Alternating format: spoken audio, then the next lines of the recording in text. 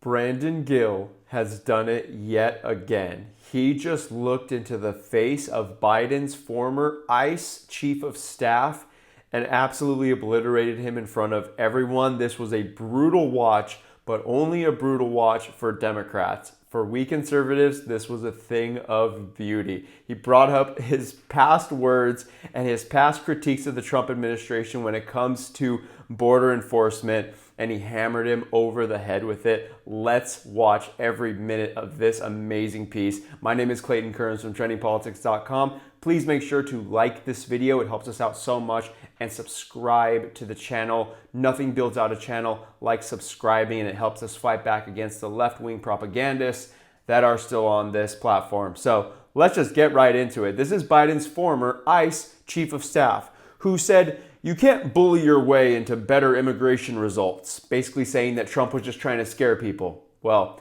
Brandon Gill brought that up, and it was amazing. Let's watch this. Gentleman yields back. Okay, and I recognize the gentleman from the great state of Texas, Mr. Gill. Thank you, Mr. Chairman, and thank you for holding this hearing today on what I believe to be one of the most, probably the most important issue that our country faces right now, which is illegal immigration. Mr. Hauser, I've got a few questions for you. You were chief of staff for ICE, is that correct? Yes, sir. What years were you there? 2021 to 2023. So that was during the Biden administration, is that right? Yes, sir.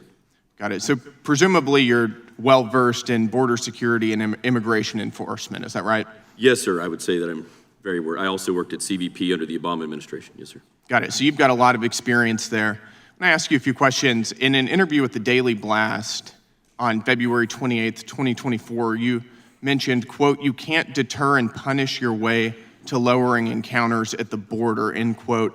Do you think you were right or wrong about that? 100%, sir. What we've seen... 100% what? Right or wrong? 100% I was correct. You were correct about that? Yes, sir. Okay. The idea that you just dismantle an immigration system is not... There was a mandate to the Trump administration... Illegal alien border encounters are down 95% right now. I think you were wrong about that. You also said, quote, "The idea that you can turn off the border is just not factual." Do you think that was right or wrong?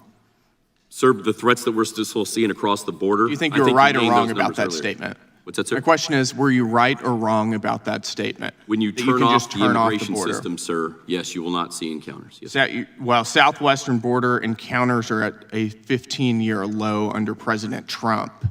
Another thing that you mentioned, quote, "Just shutting off the border to asylum seekers is not going to do that," meaning close the border. What I think is going to do that is make it more erratic and sporadic for the sort of large surges of migrants you would see coming across the border. Do you think that was right or wrong? 100% correct. It was correct, sir. We're going to see that over the next couple years. Yes. Border apprehensions are down now because President Trump has secured our border. He's stopped the flow of illegal aliens coming across our border and coming to our border. Do you think that we have a better or worse border situation now than we did under Joe Biden? Sir, I believe the border is secure.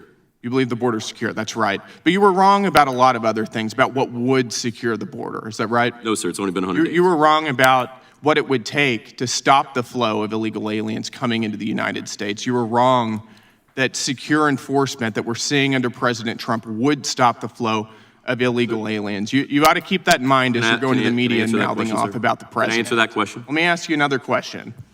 This is from a New York Times op-ed that you wrote just a month ago. Yes, sir. You mentioned, quote, "Federal law enforcement under President Trump is engaged in dangerous political theater."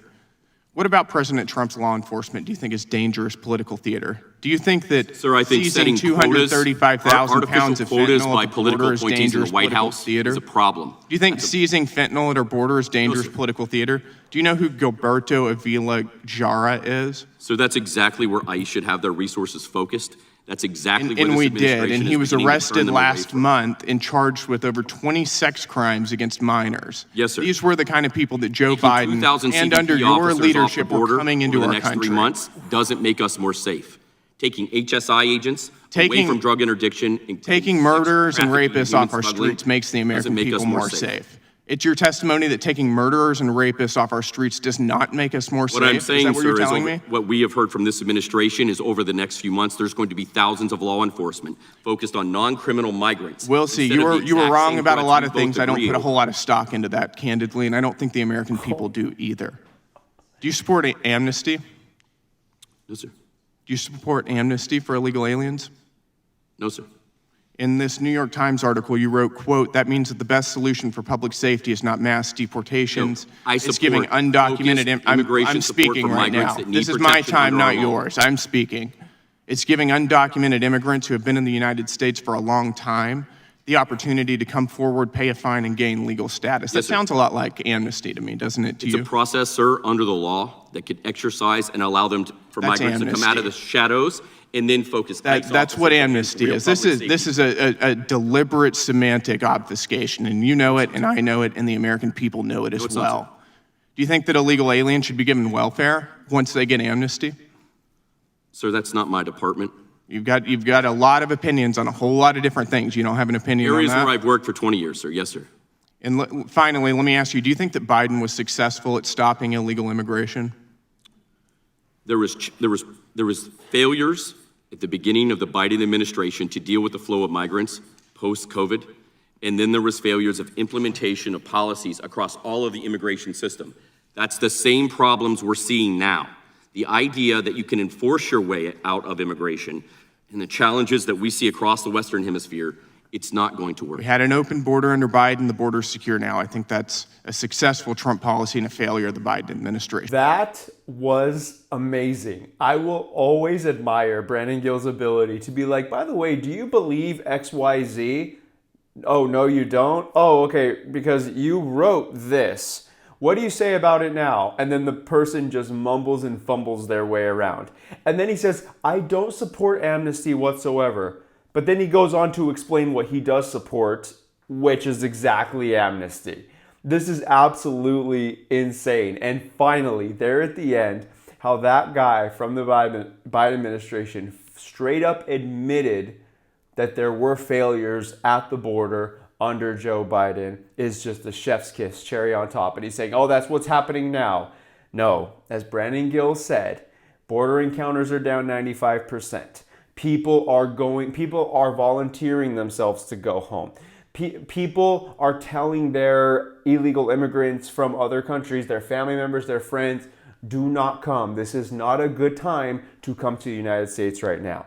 And that is what speaking strongly, carrying a big stick, Trump doesn't speak softly and carry a big stick. He speaks strongly and carries a big stick. This guy says what he means and he means what he says. And that is why people are not coming across the border as much, because they know that finally something is going to be done about it. They know that finally you're not going to be able to just stroll across this border and be able to do whatever you want in this country any longer. We just saw over the weekend a horrific terrorist attack at the hands of an illegal immigrant. We see stories about it all the time that the Trump administration is needing to bring up about the murders, the rapes, like everything that's going on with this community. And nothing was done about it beforehand.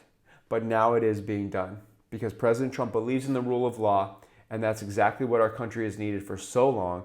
And Joe Biden did not care one bit about border enforcement. He wanted everyone. There was even videos going viral of migrants under the Biden administration saying, yeah, we came over here because Biden said that he welcomes us. So why wouldn't we come over here? And therein lies the problem. Your language, the words that you speak, mean everything. And President Trump's speech was very strong. You are not to come back. Go back home and do not come to our country. And they're actually listening. It's not some fake, phony strength like Kamala Harris saying, do not come across the border. Do not come across the border. Nobody was going to take her seriously. So let me know what you think about this exchange. Brandon Gill is a rising star in Washington, D.C., and I can't wait to see how his career unfolds. Leave a comment in the comments below. Make sure to subscribe to the channel, and I will talk to you soon.